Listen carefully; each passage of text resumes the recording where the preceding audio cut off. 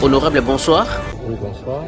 Votre collègue a interpellé le ministre sur le faible taux d'accès à l'électricité. Quelle est votre position sur l'état actuel de l'électrification sur l'ensemble du territoire national? En ce qui concerne la politique du gouvernement dans son secteur, le ministre était aussi à la hauteur des réponses qu'il a apportées. Mais qu'à cela ne tienne, comme vous le savez, au-delà des efforts que fournit le président de la République, Félix-Antoine Tshisekedi Tshilombo, avec tout son gouvernement, la préoccupation de la fourniture d'électricité dans notre pays demeure tout entière. Pourquoi? Parce que les taux de couverture en électricité de notre pays est très faible comparativement à la moyenne même africaine. C'est vrai que le président de la République, lors de son premier mandat, l'a trouvé à 9%, mais actuellement, nous apprenons que le taux est à 20%, ce qui constitue une avancée significative. Néanmoins, quand vous regardez la ville de Kinshasa, vous descendez à l'aéroport de Njili, tous les quartiers de Tchangou sont dans le noir. La population s'est plainte.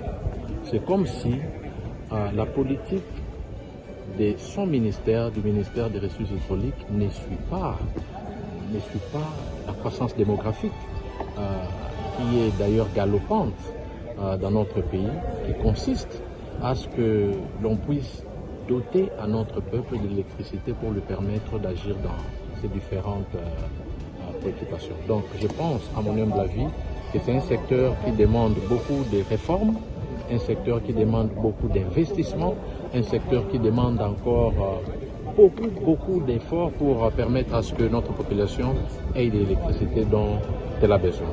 Si vous allez à l'intérieur du pays, dans la province du Kwango, à Kenge et partout ailleurs, il n'y a pas de courant.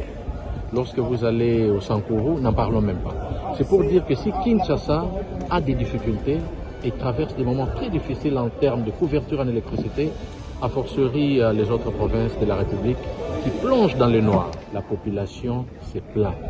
C'est comme si la politique de son ministère, du ministère des Ressources hydrauliques, ne suit pas la croissance démographique, qui est d'ailleurs galopante dans notre pays, qui consiste à ce que l'on puisse doter à notre peuple de l'électricité pour lui permettre d'agir dans ces différentes préoccupations. Donc je pense, à mon humble avis, que c'est un secteur qui demande beaucoup de réformes, un secteur qui demande beaucoup d'investissements, un secteur qui demande encore beaucoup d'efforts pour permettre à ce que notre population ait de l'électricité dont elle a besoin. Si vous allez à l'intérieur du pays, dans la province du Kwango, à Kenge et partout ailleurs, il n'y a pas de courant. Lorsque vous allez au Sankuru, n'en parlons même pas. C'est pour dire que si Kinshasa a des difficultés et traverse des moments très difficiles en termes de couverture en électricité, a fortiori les autres provinces de la République qui plongent dans le noir. Et comme vous le savez, l'obscurité n'est pas bonne parce que ça augmente les taux d'insécurité et de la criminalité dans la ville. Donc nous encourageons Monsieur le ministre avec tous ses services, notamment le DG de la SNEL, à ce qu'il puisse s'investir. Les beaux discours de promesses, c'est bien bon, mais ce que le peuple attend, c'est le courant électrique. 52 ans après, nous allons participer à la Coupe du Monde. Vous savez, grâce aux efforts du chef de l'État et du ministre Didier Boudin-Boutouboanga, ministre des Sports, enfin notre pays participera à la grande fête sportive qui est la Coupe du Monde. Les Quinois, les peuples congolais doivent suivre leur équipe nationale et la soutenir. Est-ce que la SNEL sera capable de nous donner de l'électricité suffisamment pour nous permettre d'aller participer à cette Coupe du Monde avec joie?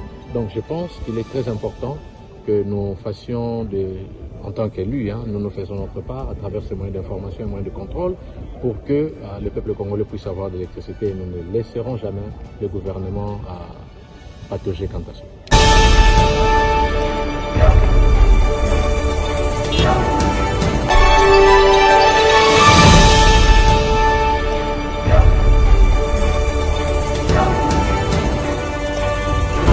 Exergue Média, le miroir de nos réalités.